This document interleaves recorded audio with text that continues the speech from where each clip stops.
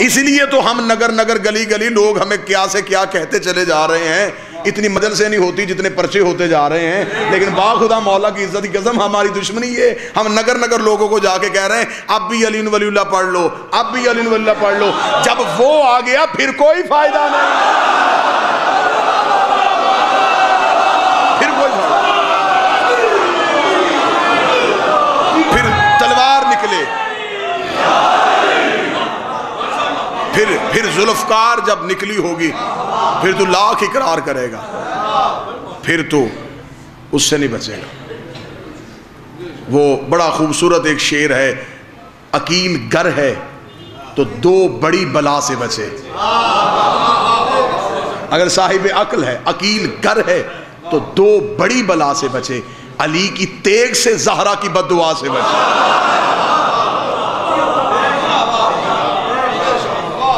دو چیزوں کی زد میں نہ آنا، ایک علی کی تلوار کے نیچے نہ آنا اور ایک زہرا کی بددعا کے نیچے. اور علی کی تیغ ہے ولایت کے دشمنوں کے لیے اور زہرا کی بددعا ہے ماتم کے دشمن کے لیے، کیونکہ ماتم سیدہ کی دعا ہے اور ہر وہ بدبخت جو ماتم کا انکار کرے اسے زہرا کی بددعا ہے.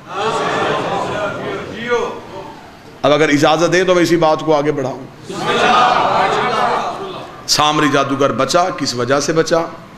امام اچھا، لیکن بچ گیا امام کی وجہ سے. پھر یہ سامنے بھی موسیٰ کے آ گیا. حضرت موسیٰ 40 دن کے لیے کوہ طور پہ گئے، اسے موقع مل گیا. اس نے پیچھے سے ایک بچڑا بنایا اور اسے سجدہ کروا دیا. یہ بڑے بڑے بدبختوں کو عادت ہوتی ہے جب حجت نہ ہونا، کوئی تو بندہ ہو تو صدر کی قیمت ہو. یہ بڑے بڑے بددعائے بندے بھی ہوتے ہیں، بے استادے بندے بھی ہوتے ہیں کہ جب حجت نہ ہو پھر حجت کی جگہ پہ آ جانا، پھر دین کی تباہی کرنا، پھر دین کو برباد کرنا، پھر حجت کا انکار کروا کے لوگوں سے کہیں اور سجدہ کروانا. یہ نشانی ہوتی ہے حجت کی ظاہری طور پہ عدم موجودگی میں. حضرت موسیٰ صرف 40 دن کے لیے کوہ طور پہ گئے، مٹھی بھر تو بندے مسلمان کیے تھے حضرت موسیٰ نے. لاکھوں کا رش تو موسیٰ کے پیچھے تھا ہی کوئی نہیں. 100 کے یہ سینکڑوں میں تعداد تھی جو بندے مسلمان کیے تھے. حضرت موسیٰ جب کوہ طور سے واپس پلٹے، کوئی پروٹوکول نہیں، کوئی لینے والا نہیں. حضرت موسیٰ پریشان، پہلے میں کوہ طور سے آتا لمبی لائنیں لگی ہوتی، آج میں آیا ہوں بندہ ہی کوئی نہیں آیا. حضرت موسیٰ سیدھے گئے اپنے بھائی ہارون کے پاس. وہ جاتے ہوئے ہارون کو چھوڑ کے گئے تھے. نبی جب بھی جائے کسی کو چھوڑ کے جاتا ہے. وہ چھوڑ گئے تھے حضرت ہارون کو. قرآن کہتا ہے کہ حضرت ہارون کے پاس آئے اور حضرت ہارون کے پاس آ کے حضرت موسیٰ نے استفسار کیا، پوچھا، وضاحت مانگی کہ وہ میرے امتی کہاں ہیں. حضرت موسیٰ نے کہا کون سے؟ ہارون نے کہا کون سے امتی؟ وہ جو بندے اللہ کو سجدہ کرتے تھے. جب حضرت ہارون پہ سیخ پا ہوئے نا حضرت موسیٰ، تو پھر حضرت ہارون نے کہا پھر سچ بولوں، وہ جسے بچایا تھا نا. اچھا یہ بھی شروع سے عادت ہے، جسے بچائے نا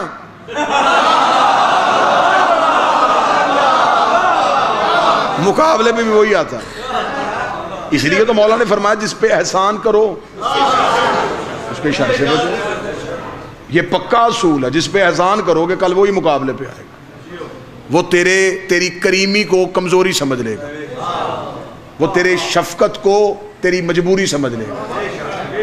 لہٰذا کرم موسیٰ نے کیا تھا، حضرت ہارون نے کہا وہ اس نے بچڑا بنا لیا ہے اور اسے سجدہ کروا رہا ہے. موسیٰ نے کہا بچڑے کو سجدہ کیسے؟ انہوں نے کہا وہ اس لیے کہ وہ بولتا ہے. اس بدبخت نے امتیوں سے کہا نہ وہ ہم سے بولتا ہے نہ وہ نظر آتا ہے، یہ نظر بھی آ رہا ہے، بہتر یہ ہے کہ اسے سجدہ کرو. لہٰذا لوگ مذہب میں جدت پسند بڑے ہوتے ہیں. یہ شروع سے عادت ہے، بندے مذہب میں بڑا آسان پن ڈھونڈتے ہیں کہ آسانی مل جائے. آج بندوں کو کہہ دو نا جی کہ گھر میں بیٹھ کے بھی مجلس ہو جاتی ہے، صبح مجمع خالی ہوگا. اس لیے کہ لوگ مذہب میں آزادی مانگتے ہیں. انہوں نے کہا اس نے سجدہ کرنا شروع کر دیا. اب حضرت موسیٰ جلال میں آئے، کیونکہ قرآن میں حضرت موسیٰ کو موسیٰ غضبان کہا گیا ہے. غضب والا موسیٰ، جلال والا موسیٰ. یہی فرق ہے نبوت اور امامت میں. جب موسیٰ نبیوں میں آئے تو غصے والا موسیٰ، اماموں میں آئے کاظم، غصے کو پی جانے والا موسیٰ. حضرت موسیٰ سامری جادوگر کے گھر گئے. اب یہ بات بڑی سننے والی ہے، پوری تقریر کا نچوڑ اس جملے پہ ہے، یہیں پہ گفتگو تمام ہے. حضرت موسیٰ جب گئے تو سامری جادوگر کو گھر سے باہر نکالا. حضرت موسیٰ نے کہا مارنا بھی میں نے تجھے ہے، قتل بھی میں نے تجھے کرنا ہے، بربادی تو نے بڑی کی ہے، نقصان تو نے بڑا کیا ہے. امت ایک ایک بندہ مسلمان کرنے کے لیے مجھے مہینوں لگے تھے، اور تو نے لمحوں میں 40 دن میں میرے سالوں کی محنت برباد کی. اب صرف اتنا بتا کہ کس چیز سے تو سجدہ کرواتا ہے. وہ بچڑا سامنے لا. اب وہ گیا، موسیٰ کے ڈر کی وجہ سے وہ بچڑا لے آیا اور لا کے اس نے سامنے کھڑا کر دیا. توجہ صاحبانہ میری طرف کیجئے گا. اب میں سامری کا انجام پڑھنے لگا ہوں، آپ نے دھیان میری طرف کیا. اس نے لا کے بچڑا حضرت موسیٰ کے سامنے کھڑا کر دیا. جب بچڑا حضرت موسیٰ کے سامنے آیا، اب حضرت موسیٰ نے کہا صرف بچڑا دکھانا، میرے سامنے اسے بلوا. اب ایک لمحے کے لیے آپ کا دھیان ادھر ادھر گیا نا جی، تو ساری محنت ضائع ہو رہی ہے. حضرت موسیٰ نے کہا صرف بچڑا دکھانا، جیسے تو اسے بلواتا ہے نا بلوا. اب حضرت موسیٰ جانتے تھے کہ اگر یہ جادو سے بلواتا ہے تو نبی کے سامنے جادو ہو نہیں سکتا، حجت کے سامنے جادو نہیں ہوتا. حضرت موسیٰ نے کہا بلوا. اب وہ مسکرا رہا ہے. موسیٰ نے کہا بلوا. اس نے حضرت موسیٰ سے کہا، اس نے کہا موسیٰ اس نے بول پڑھنا ہے. تو جو سمجھ رہا ہے نا کہ اس نے بولنا نہیں، اس نے بولنا ہے. موسیٰ نے کہا بلوا. قرآن کہتا ہے اس نے اشارہ کیا، بچڑا بول پڑا. بچڑا بولا. آپ سے کہیں زیادہ حیران حضرت موسیٰ ہوئے. آپ کو تو میں نے بتایا ہے نا کہ بچڑا بولا، تو ان کے تو سامنے بولا. حضرت موسیٰ قرآن کہتے ہیں کہ انگشت بدندہ ہوئے، حیرت کی انگلی کو دانتوں میں دبایا، دبا کے حضرت موسیٰ نے جملہ کہا وہ قرآن میں ہے. حضرت موسیٰ نے کہا فما خاطبکم یا سامری، سامری مجھے صرف اتنا بتا یہ بولا کیسے ہے، کیسے بول پڑا یہ. اب یہ تیرے کہنے پہ کیسے بولا؟ نہ تو نبی، نہ تو مرسل، نہ تو پیغمبر، نہ تو فرشتہ. سامری نے کہا جان کی امان پاؤں تو پھر بتاؤں یہ کیوں بولا. موسیٰ نے کہا بتا یہ کیسے بولا. اس نے کہا موسیٰ تجھے یاد ہے جب تو دریا میں رستہ بنا کے جا رہا تھا؟ موسیٰ نے کہا ہاں ہاں ہاں. اس نے کہا میں تیرے پیچھے جا رہا تھا. موسیٰ نے کہا بالکل آ رہا تھا. اس نے کہا میرے ذہن میں آیا کیونکہ میں جادوگر تھا کہ موسیٰ اگر یہ دریا میں رستہ کیسے بنا، تو میں نے تیرے آگے ہو کے دیکھا تو تیرے آگے بھی گھوڑے پہ ایک جوان جا رہا تھا. یہ ہے نتیجہ. یہ ہاتھ اٹھا ہوا جائے، تیرے آگے بھی گھوڑے پہ ایک جوان جا رہا تھا. موسیٰ تو رستہ نہیں بنا رہا تھا، رستہ وہ بنا رہا تھا، تو اس کے پیچھے جا رہا تھا. وہ گھوڑے کے سوار کے چہرے پہ نقاب تھا، میں اسے تو نہیں دیکھ سکا، لیکن یہ دیکھا وہ گھوڑا جہاں سے اپنے سم اٹھاتا تھا بنجر زمین سے سبزہ نکل رہا تھا، زمین سے نور نکل رہا تھا. اس نے کہا میں رات کی تاریکی کا فائدہ اٹھاتے اس گھوڑے کے قریب گیا، اس نے سم اٹھایا فَقَذَبَتْ إِلَيْهِ، میں نے اس کے سم کے نیچے سے جو مٹی پڑی تھی وہ مٹی اٹھا کے اپنی جیب میں چھپا لی.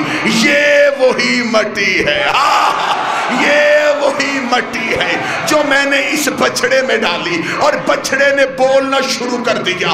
اب جب ہم نے علماء کرام سے پوچھا ہمیں بتاؤ یہ موسیٰ کے آگے کون جا رہا تھا، تو اہل تشیع نے کہا یہ وہی تھا جو نبیوں کا حاجت روا ہے، جو نبیوں کا مشکل کشا ہے. اہل سنت نے کہا نہیں نہیں، یہ حضرت علی نہیں تھے، یہ تو جناب جبریل تھے جو اللہ کے حکم سے موسیٰ کو رستہ دکھا رہے تھے. چل میں سنی بھائیوں کی مان لیتا ہوں، یہ حضرت جبریل تھے. سر پہ قرآن رکھ کے بتا جبریل ہے کون؟ علی کا شاگرد، حسنین کا درزی، بطول کا نوکر، جس کے نوکر کے گھوڑے کے سم میں اتنی طاقت ہے، اس کے بیٹے کے ذوالجناح میں کتنی. ہم بڑے مطمئن ہیں کہ ہم گناہگار صحیح، امام ٹھیک ہے، ہم خطا کار ہیں لیکن ہمارا امام پاک ہے. اسی لیے یہی تو وجہ ہے کہ خدا نے کہا قیامت والے دن اعمال تلیں گے لیکن امام کی وجہ سے.